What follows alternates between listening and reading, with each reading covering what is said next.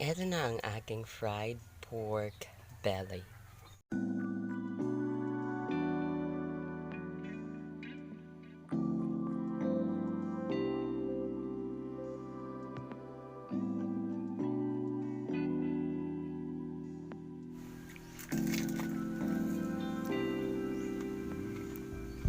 Crispy, right?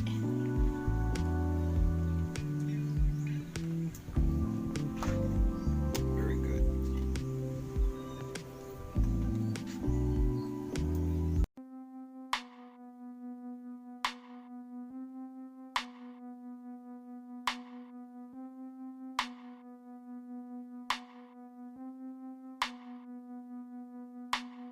Hello everyone and welcome sa bagong episode ng Cooking with Ed. Here we go! Eto lahat yung mga ingredient na gagamitin natin sa fried pork na ito. First, yung baboy. Mas masarap kasi pag puro laman at saka even healthier kasi siya. Tapos, onion, kalamansi, um, ground pepper, a little bit of sugar, salt, bawang o garlic. Meron din tayong dito magic sarap. Optional lang to. Meron tayong sili. Yung sa sili naman po, pwede mo naman gamitin. Instead na sili, pwede mo naman gamitin yung powdered na sili or pwede naman yung hot sauce lang. Kung yun lang yung available sa bahay nyo. Pero mas masarap kasi siya pag ang ilalagay mo yung regular lang na sili. So let's begin. Sa ngayon sisimulan na natin ang paghihiwa ng mga kasangkapan, especially yung onion at saka garlic at saka yung kalamansi. And then later ipapakita ko sa inyo ang procedure. Una natin ihahalo ang asin. Actually, konti lang naman ang ilalagay natin na asin. Hindi siya ganun karami. So, ayan. Para lang medyo may konting alat siya na malalasahan. Then, pagkatapos mo ilagay yung asin, pwede mo na siya i-rub ng bagya o i-massage mo siya. Ganun lang naman yung gagawin. So, ganun lang kasimple. Tapos, pwede mo na ilagay ang sibuyas. Tapos, ilagay ang sili. Ayan, ganyan lang. Sisunod ang bawang. Tapos, ilagay mo na ang paminta. Ayan na, nailagay na ang paminta. At saka, sunod mo nang ilalagay ang magic sarap kung gusto mo siyang lagyan. Ayan, isang sachet ng magic sarap is good enough na. Katapos ibuhos ang magic sarap, lagyan ng asukal. Yun. Konting asukal lang actually para ma-neutralize niya lang yung lasa.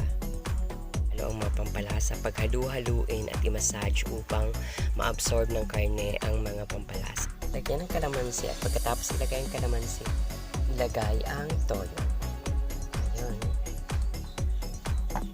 Haluin, itabi mo na sa ref upang ma-absorb ng karne ang mga pampalasa bago iprito. So this is how I cook it sa pugon.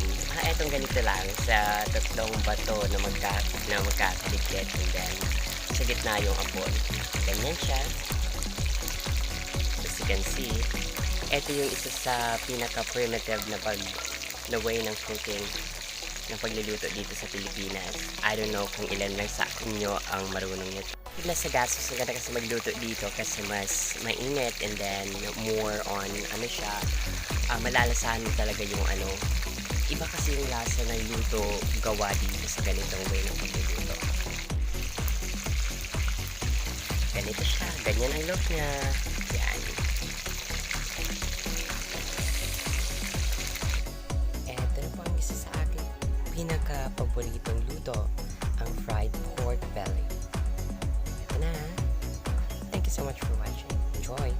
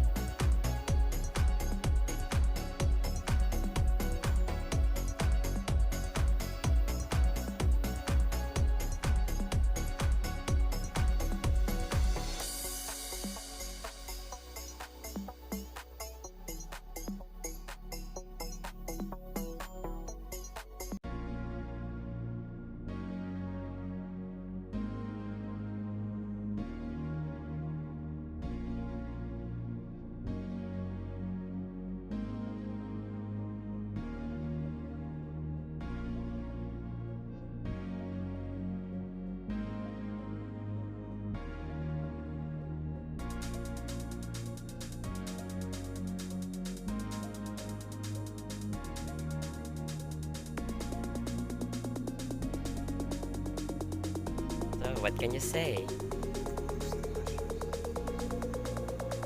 Yeah.